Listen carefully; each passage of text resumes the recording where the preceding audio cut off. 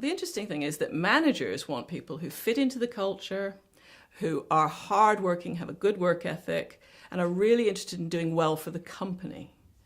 The graduates, on the other hand, are very much more self-centered. They're interested in themselves.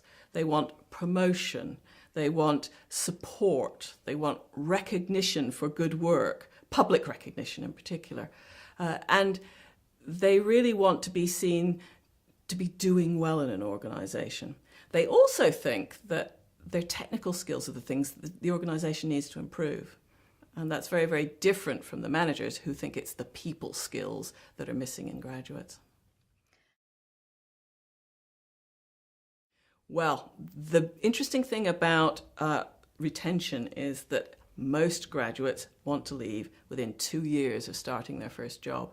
And that's really quite difficult for organizations. They want to move on. In India and the UK in particular, they're very, very fast paced. They want variety, they want new jobs, they're ambitious. They think that they can move on by changing every 2 years. And actually, the issue is that a lot of these young people are not gaining any in-depth experience. And that's a big issue for the managers. They're finding that they just don't have a deep understanding of what's going on. They don't learn from mistakes. They don't learn from lessons learned. If you don't see a project through from beginning right through to after it's been around, you'll never know what happened and you'll be making the same mistakes over and over again. And the other thing that's quite interesting is the graduates, they don't want to settle down in their 20s.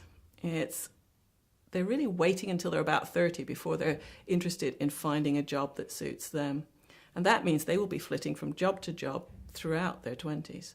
Of course, they're going to have to work longer than a lot of the managers who are 60 now and ready to retire. They may well be working for another 10, 15 years. So you have to allow them a little bit of leeway. But in their 20s, they're going to be really quite itinerant, constantly changing jobs. The funny thing is that Gen Y have come in with a very different view of work-life balance compared to their managers. They don't want their managers' jobs. They see their managers burnt out, exhausted, achieving nothing when they go to meetings. They don't want the jobs. And that's a big challenge because every organization needs young people to come on and take the place of the more senior people who are there. So they've got to finally find a way of making that work. Well, to get a really successful working relationship, the first thing is get the right people in the company in the first place. Make sure your recruitment is right. Don't try and recruit for people who just come from University A or have a degree level B.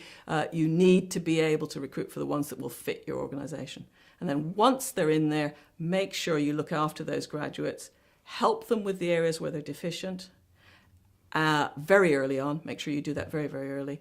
And then sit down. There should be much more dialogue, much more coaching and support and mentoring of those young people. It's what they need. And they expect their managers to coach and mentor them. The managers are not succeeding totally. So it's a good area to sit down, talk about things like respect, and make sure that you both have a mutual understanding of the way forward and how to be a success in your organization.